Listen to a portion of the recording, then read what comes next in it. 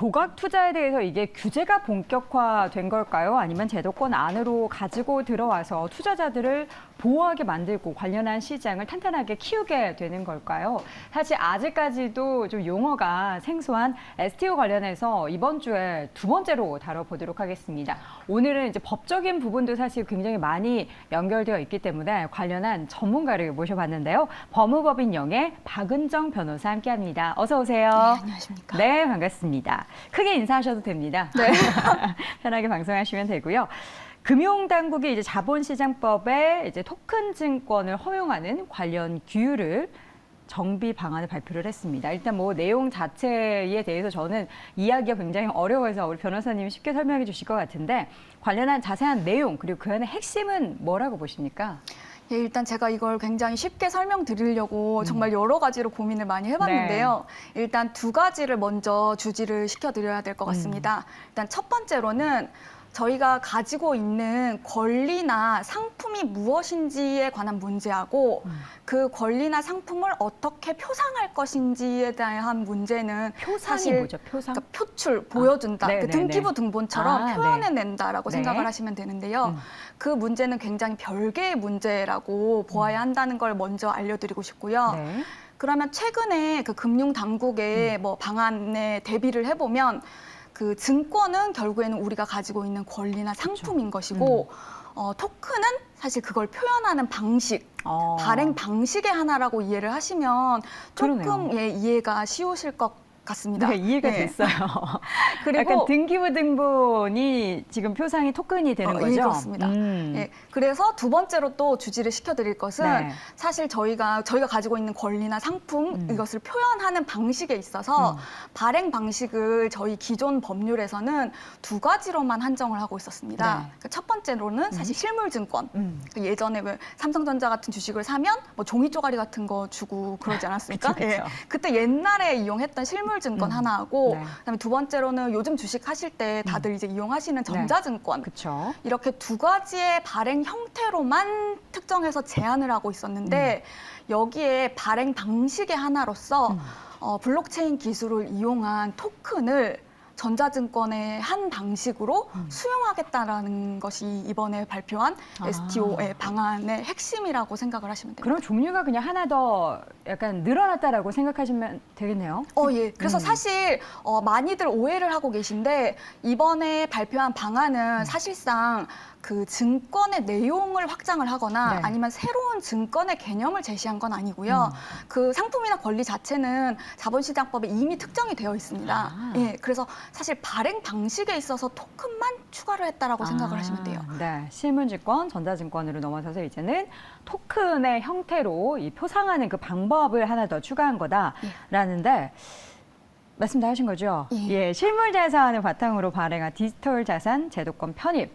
우리가 보면은 부동산도 쪼개서 투자할 수 있고요. 뭐 한우, 미술품 정말 다양한 분야에 소액 투자할 수 있다라고 하는데 이게 과연 그 소액 투자할 수 있는 그러한 플랫폼이나 관련한 시장이 더 확장될 수 있는 그런 환경이 마련될 수 있는 건지가 궁금해요. 근데 저는 사실 그 분야를 굉장히 뭐 발전 가능성이 무궁무진한 분야라고 생각을 합니다. 네. 왜냐하면 지금 말씀 주셨다시피 사실 저희 일상에서 이미 조각 투자라든지 쪼개기 투자는 굉장히 현실화되어 있고 대중화되어 있다고 생각을 합니다. 왜냐하면 지금 뭐 예로 들으셨다시피 뭐 부동산 공유 지분 투자라든지 그쵸. 예, 아니면 뭐 사실 요즘 유행하고 있는 주식 소수점 투자도 맞아요. 사실 쪼개기 투자의 일부이니까요. 사실 그거를 방식을 그냥 블록체인 기술을 도입시켜서 토큰 발행으로 네. 대체하면서 이제 유통성을 조금 더 늘렸다라는 점하고 그다음에 예전에는 저희가 가지고 있던 전통적인 자산 있지 않습니까? 뭐 부동산이라든지 주식이라든지 그러니까 그런 자산 말고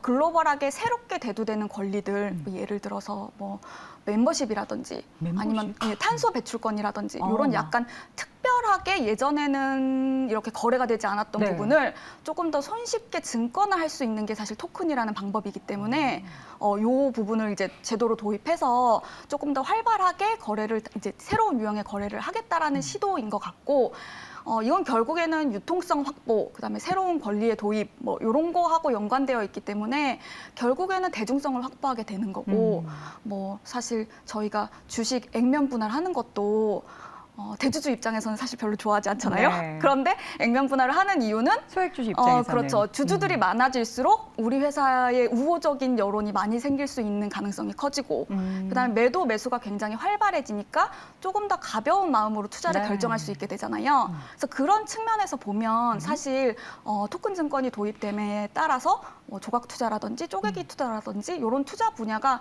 굉장히 활성화될 수 있다고 생각을 합니다. 저는. 네.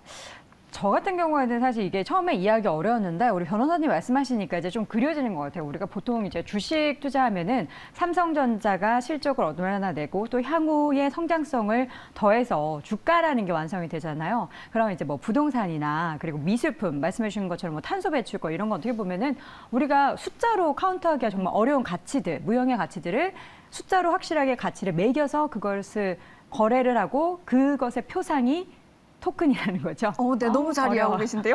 네, 어렵습니다. 여러분 이해하고 계신 거죠? 잘 따라하고 계시죠? 예, 우리가 배워야 할 것들이 너무나 많은 것 같습니다.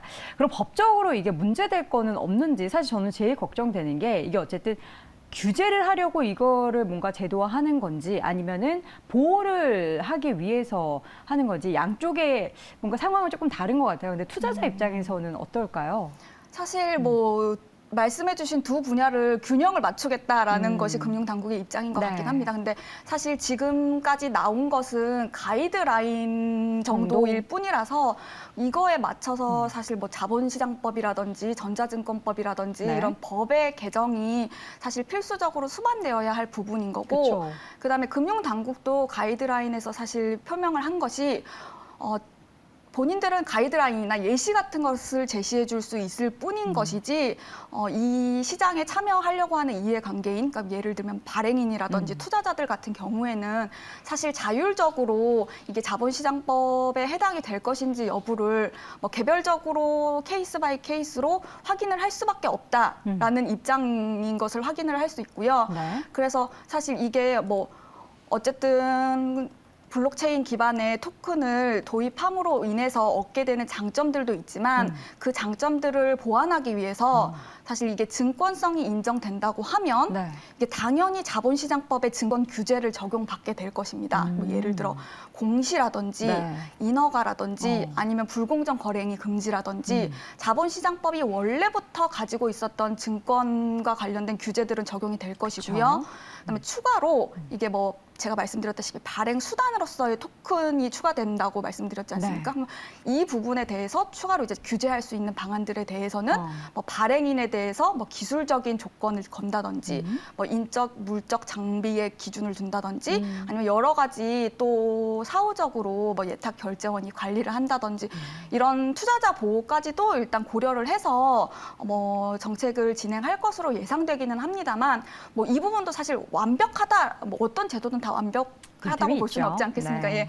그래서 결국엔 아직까지는 블록체인이라든지 아니면 코인, 그다음에 토큰이라든지 이 부분에 대해서 스캠과 같은 기망행위, 사기 피해 같은 것도 많았죠. 종종 발생을 하고 있기 때문에 그 금융당국이 사실 그 기술 조건을 관리하고 감독하는 데 있어서 이게 어느 정도까지 실제 그 기술이 있는 것인지를 거를 수 있는지 여부가 사실 관건이라고 예상됩니다. 할 일이 참 많을 것 같습니다. 지금 해외에서는 이미 관련해서 굉장히 많이 시장 형성이 되어 있다라고는 하는데 관련해서 올해 그러면 우리가 가장 주목해야 할 금융 규제나 새로운 금융제도 도입도 있다라고 하는데 뭘 주목해 보면 좋을까요?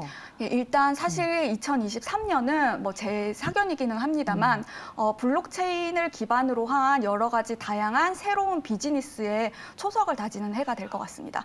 말씀드렸다시피 증권성이 인정된다고 하면 자본시장법의 규제를 받기 때문에 네. 이 부분에 대한 제도 개선이 굉장히 있을 것이고요. 근데 다만 그와 별개로 증권성이 인정되지 않는 디지털 자산의 경우에 대해서는 이 부분에 대해서는 디지털 자산 기본법이라고 해서 입법이 예정되어 있고요. 그러니까 일명 가상자산법인데요.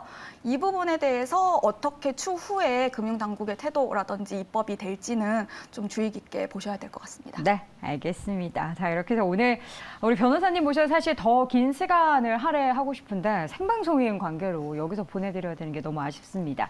STO 토큰 증권 관련해서 초대 너무 간단하게 잘 설명해 주셔서 이제 우리 시청자분들은 다 이해하셨을 것 같고요. 관련한 이야기 법무법인영의 박은정 변호사 함께했습니다. 변호사님 고맙습니다. 감사합니다.